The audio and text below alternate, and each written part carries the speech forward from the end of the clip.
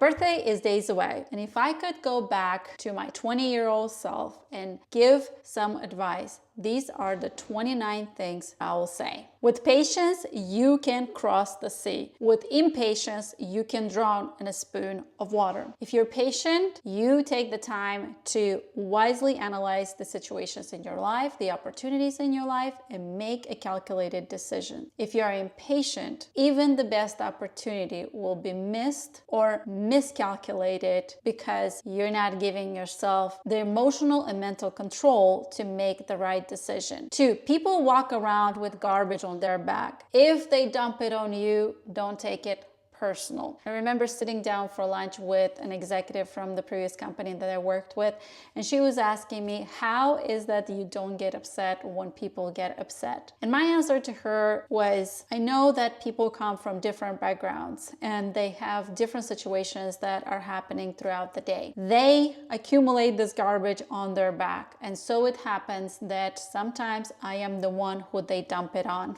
I don't take this personal. That doesn't mean that I would not be politely pushing back on it, but I would not get upset because I understand people come from all walks of life and all different experiences throughout the day. It's not about me, but it's about their ability to control their emotions. Don't regret your past. Learn from it and improve. Your review mirror is smaller than your windshield. You are not going to drive a car by looking only in the rearview mirror. You have to look through your windshield. This is where your future is. But learn from the past and analyze what are the things that went well, what are the things that didn't. Be thankful for the experiences and take those learnings to apply in the future so they do not repeat again. Number 4, don't tell people your plans. Wait for the results to speak for themselves. Have you had a situation when you told someone your plans and then things started happening and they fell apart? I sure did. What I've learned is keep your plans to yourself and then the results would speak for themselves. I particularly remember when I was writing my book and I didn't tell anyone that I was writing a book, and my goal was to become a best-selling author. And when I published my book and did become a best-selling author, one of my friends asked me, why didn't you tell us? And I said, I wanted to achieve the goal before I tell people. So that was something that I've learned throughout time, that it's better for the results to speak for themselves rather than to share plans that fall apart. Number 5, never expect to get what you give. Giving is not a business. If you give something and expect to get, that is an exchange of things or resources. When an exchange of service goods happens, that is called a business. When you give, that is unconditional help, means no conditions, means you do not expect anything back at all. You have given to give, nothing expecting in return. Number 6, every day you wake up, you have a job to be better than you were yesterday. Only by investing in yourself, only by reading and developing yourself and learning, you will become the best version of yourself. Your job every day is to be 1% better than yesterday for you and for those around you. Number 7, you will never get what you want until you're grateful for what you have. Gratitude is one of the most powerful things that you can master in life, because if you are not grateful for what you have, you will not get what you want. That doesn't mean that you should not desire more, to have more, to accomplish your dreams, but do so with gratitude. Do so with thankfulness, because only then the doors will open, the opportunities will come, and God will pour down more blessing that you ever imagine when you anchor yourself in gratitude. Number 8, sometimes what you're trying to hold on to is the exact thing that you have to let go.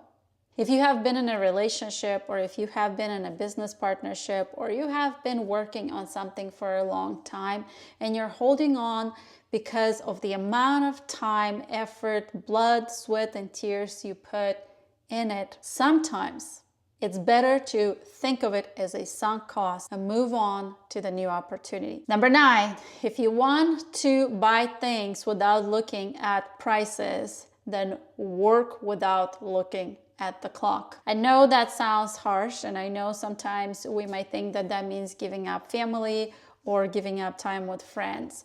But there's a time in our life when we do have to work, and work is good. God glorifies work. God rewards us for work. Work is honoring others. Work is honoring God. And if we work the way God intends us to work in serving others in His glory, then He will bless us with wealth. He would bless us with prosperity, with abundance, and therefore we can afford a life of not looking at prices, not worry about our bills, not worry about our finances. But God has to lead in your heart when you do these things. Number 10, God puts people in your life for a reason, and God removes people from your life for a better reason. Holding on to certain friendships, it's not where God might want you to go. Therefore, purging through and letting them go, or if they moved on, let them go. They came to either improve your life or for you to improve their life. Either way, there was an exchange of value, and at some point, the paths must separate and go in different directions so that they can influence other people or other people can influence them. Think of it as you have planted the seed. There's time for somebody else to water it and time for somebody else to help it grow it. So let go and seek the relationships that should be in your life at this time. Number 11, the devil wouldn't be attacking you so hard if there wasn't something valuable in you. Thieves don't break into empty houses. When you align yourself with God, when you work for your heart desires that are anchored into God, the devil might come against you. All the negative powers might come towards you to stop you from becoming the best, most powerful version of yourself, because that means you are going to contribute the true value, the true purpose that you were brought on this earth. And as long as the devil tries to manipulate your thoughts or your feelings or your circumstances to keep you away from that, he will do that. So just remember, the harder you get hit, the more valuable you are, and the harder you need to push. Number 12, you're going to set off a lot of people when you start working on the best version of you. I had a client and she bought her first rental property, and she thought that her mom and her sister will be so excited and so happy, and she was bringing them in for Christmas to enjoy this home. What happened is she called me and she was crying, telling me that now her sister is telling her that she feels entitled and privileged, so is her mom, that she got a house and now she feels like she's above everyone else. And it wasn't the client that was feeling that way. It was the insecurities of the people that surrounded her that produced this reaction. When you're working on the best version of yourself, a lot of people will be set off. A lot of people tell you that you have changed, that you think you're better, or that you're not hanging around as much. Know that your goal is to work on you and be the best version of yourself for you and for your loved ones. And that might not align with the insecurities and the fears of others, because that's what they project on you whenever they stay in their comfort zone. And number 13 goes right in hand on number 12. You lose a lot of friends when you start getting serious about your goals, especially talking when you have either gossiping people or people that are having unhealthy life habits. Then you lose a lot of them if you stop going with the flow of that crowd. I remember my husband when he decided to grow in his relationship with God, and he had a lot of friends that dropped off from their friendship, and they will tell him, "You have changed, you're now so godly," or "You think you're so right." None of it was true. He still loved and even told them, "I love you the way you are. I accept you the way you are." But yet, just because he was fostering his relationship with God, people turn away. Number 14, life doesn't get easier, you get stronger. Life does not change its ups and downs. Nature does not stop with hurricanes or snowstorms or whatever things are happening in nature that are not calm.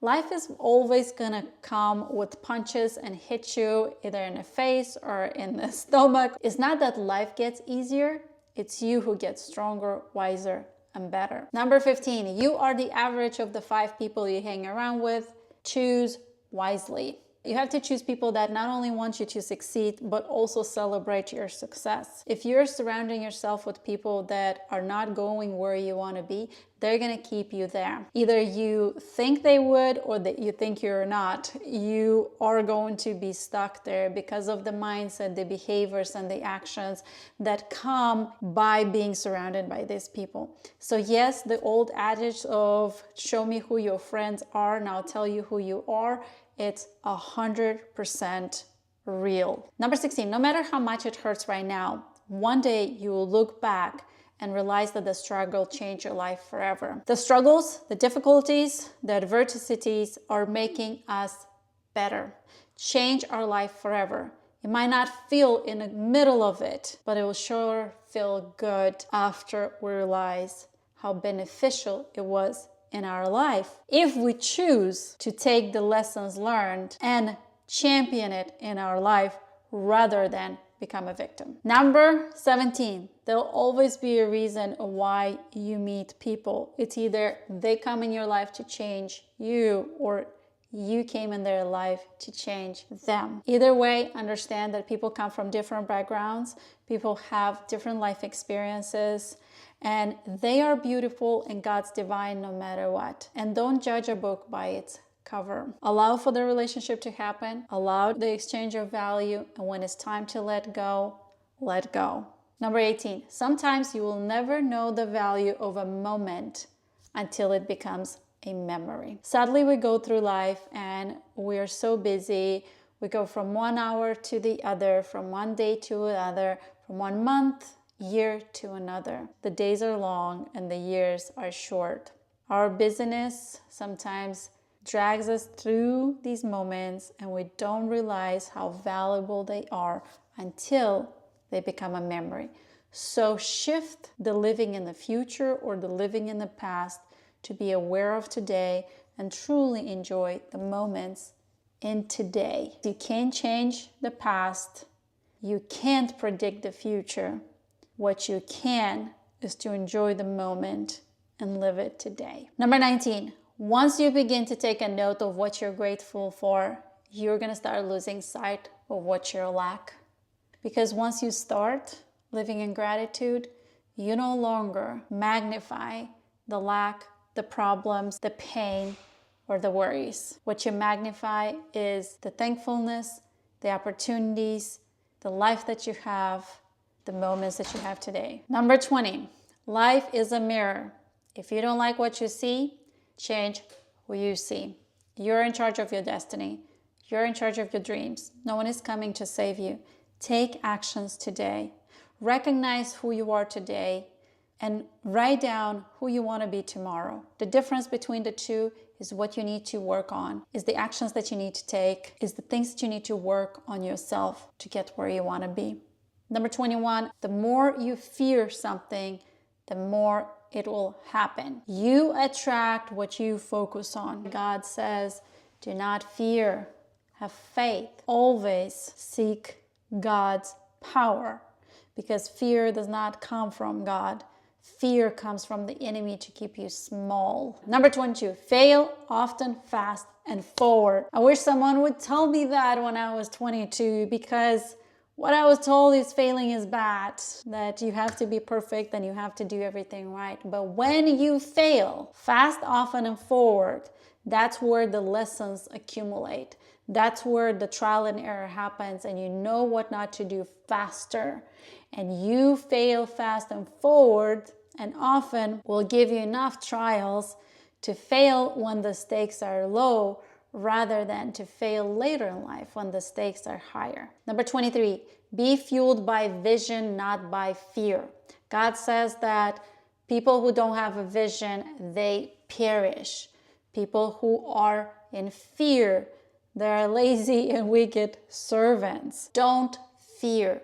Focus on your vision, focus on your dreams, focus on becoming the best version of yourself by having that vision in front of you. And that's what is going to get you moving rather than shrinking. Number 24, pay yourself more. In my 20s, I was investing 20% of every dollar that I made, and it completely changed my life. If I would go back to my 20s today, I would say invest 30, 40, 50% of everything that I made, because life gets way more easier when you invest starting younger and more. Number 25, you will either pay with money or with time. Choose to pay with money because you can never get time back. I remember the first time I paid to be coach. It was to start investing in real estate, and it compressed the amount of time that it would take me to go through the trials and errors and the fear and the indecision of what to do, when to do, and how to do it. And the fact that in a matter of a couple of months, I made the money back and more was incredible. I would have never gotten back the time if I would have chosen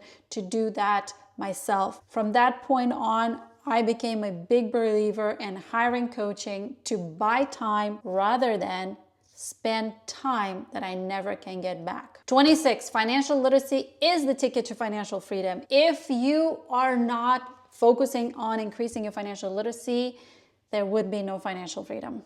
You have to be wise and smart with money to achieve financial freedom. I even created a free course that you can get access to by clicking the link in the description. And it will teach you about money management, about mindset, about investing, and it will put you on the path to financial literacy. Number 27, comfort zone is the dangerous zone. Comfort zone is where your skills don't grow, is where you do not add value to yourself so that you can add more value to the marketplace and to those around you. When we are in good, we're in comfort, and that keeps us away from the great version of ourselves, from the great pay, from the great life, from the great trips. So don't settle for good in a comfort zone. Go after the great. Number 28, if you're the smartest person in the room, leave that room. I love being in the room where I am the least smartest person in that room. This is where I know I am challenging myself. This is where I know I'm growing, and you should too. Growth happens in the discomfort,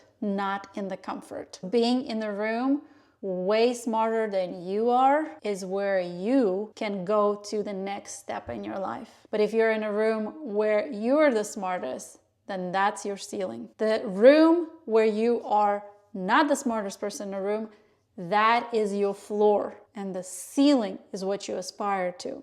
The room where you are the smartest in a room, that's your ceiling. There's nothing to aspire to. Number 29, to become wealthy, you need to master 3 things: your mindset, money management, and investing your money. And if you want to know how people manage their money, I highly recommend you watch this video.